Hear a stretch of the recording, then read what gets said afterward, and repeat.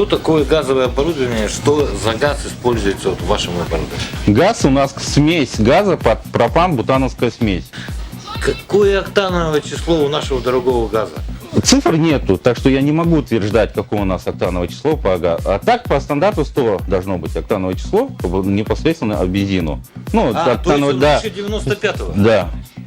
И самое главное, в случае сгорания топлива играет ваше оборудование, я правильно понимаю? Да. Прежде чем мы берем машину, мы ее сначала диагностируем, машину.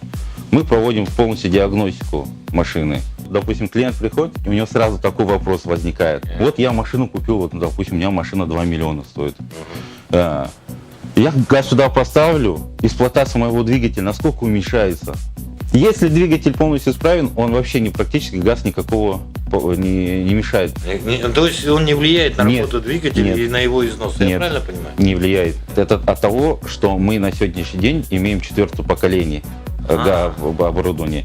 Мы когда имели 3-е поколение, там и настраивалось все на слух, дедушки способом. Подкрутили, на газ нажали, работает двигатель прекрасно, не работает. Все зависело от мастера, да? Да, ну да, просто не было такого оборудования. Мы используем BRC, компании чисто итальянского оборудования. Очень надежные форсунки, железо очень хорошее. Единственная, которая компания на сегодняшний день, которая выпускает форсунки мембранные. Если хотя бы человек, который немного понимает в машине, открытие форсунок идет бензиновых 2,5 до 3 миллисекунд. Есть, конечно, машины, которые работают по нижнему порогу, там 0,5 миллисекунды. Вот. Мембранные форсунки, почему они скорострельно называются? У них открытие форсунок 1,5 миллисекунд, порог нижний. И за это он может работать именно с любой машины практически. Перед нами газовый баллон. Это на определенную машину. Да, это троидальный баллон 94 литра.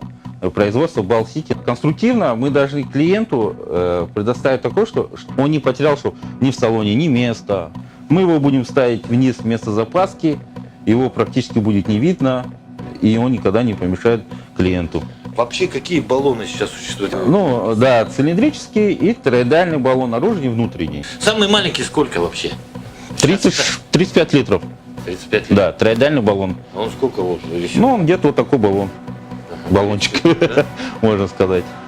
Если брать статистику, у нас часто, например, недавно пожары были, да, 2 машины из-за газового оборудования сгорело. Это говорит о том, что это было поколение прошлых лет или как? Здесь и зависит степень безопасности, которая установлена на оборудовании. Взять по баллону до капотной части, и самое безопасное, это, наверное, мы имеем вот этот мультиклапан. Здесь 4 степени безопасности. И чем мы можем и похвастаться, наверное, это вот, наверное, клапан, вот этот, электромагнитный клапан. Так, и что он делает? Здесь у нас получается вход, выход газа. Вот. Когда магистраль или повреждение магистрали теряется давление, он срабатывает, сюда питание не приходит и блокирует газ. Все. То есть газ не поступает. Не надо, раньше как ходили, мы крутили эти крутилки. Да, помню. Помните, может быть, да. Сейчас вот стоит вот такая прекрасная вещь, электромагнитный клапан. Сколько систем защиты? Вот первая система защиты, вот она, это клапан. Вторая система защиты кран, вот этот, который ручной, можем уже поправить, если этот. Это третья защита, которая взрывается при лету. И сами болты. Болты сделаны, ненадежные болты ихние. Это для чего? И они очень короткие. Болты, когда уже клапана не сработали никакие, клапана не срабатывают, болты у них до того они доработали металл, что не выдерживают резьба. Болты просто не выдерживают, они выстреливаются. Все, и получается клапан вылетает в трояние этого газа получается. И баллон просто не взрывается. Основная часть, допустим, у многих мультиклапанов, у них крутилка стоит. У них нет электромагнитного клапана, как имеем мы, и нету сброса большого. То есть нету автоматической реакции на нарушение подачи газа, да? Нету. Мы посмотрели клапана, посмотрели баллоны. Баллоны, я так понимаю, в зависимости от марки машины и по размеру. Вот, допустим, мы баллон поставили, теперь мы ведем нашу трассу. У нас трасса, термопластик, но на сегодняшний день он не расслаивается. А он не расслаивается. Да, и выдерживание температуры минус 100 градусов. Наружная защита, потом оплетка и сам, получается, вот сама трубка, которой потечет газ. Мы довели, значит, топливную магистраль до клапана. Вот он у нас клапан стоит. И фильтр стоит. Клапан, это для чего он нужен? Здесь вот на это стоит датчик. Это вот у нас датчик давления и температуры. От этого датчика и будет зависеть работы мультиклапана электромагнитной.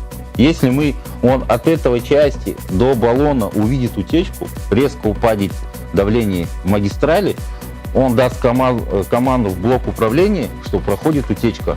И он блокирует.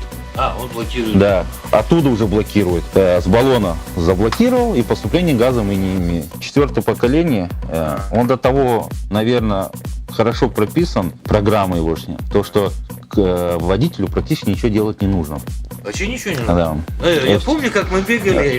Все делает оборудование. Вот он сделал, показал утечку. Он автоматом переведет на бензин? Да. Или же надо... Нет, он автоматом переведет на бензин, и вы даже не почувствуете, что он перешел. У вас будет единственный звуковой сигнал вам выдаст. Ну и на датчика, что вы... Кнопка. Вот верхняя лампочка, она показывает, на каком виде топлива вы едете. Либо на бензине, либо на газу. А вот нижние 4 кнопочки, если видно будет вам, она и показывает уровень топлива. Датчик своеобразный. Да. И вот вы представьте, едете, и у вас всего 2 лампочки горят, вы знаете, что у вас полбака, но у вас автомобиль перешел на бензин. Причина. Либо у вас с оборудованием что-то случилось, либо утечка. Мы, допустим, когда отдаем машину, мы эксплуатацию машины, потом объясняем, что происходит и как работать, в каких ситуациях, как оно будет вести и что для этого надо сделать. Каковы гарантии вот вашего сервиса? Мы даем на форсунки 150 тысяч километров на вот эти форсунки. Гарантия идет по, как мы его, грубо говоря, называем, по железу. Редуктор, клапана, это дается 100 тысяч километров. Но есть такое, как ТО. Мы вам говорим, что каждые 15 тысяч вы должны приехать на ТО.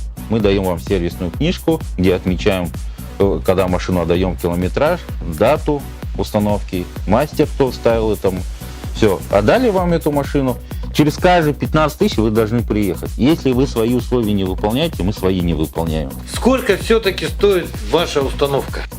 Прадик, 4 цилиндра, 2,7 объем двигателя, баллон троидальный, внешнее заправочное устройство обойдется где-то в районе 50 тысяч.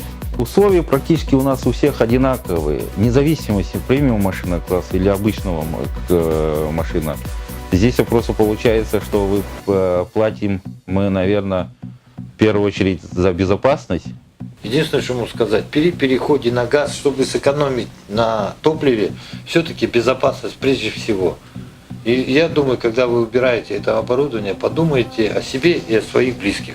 Установка современного газового оборудования для автомашин. Город Якутск, Хатунряхское кольцо 12. Телефон 8 924 468 25 57. Автосервис «Хан».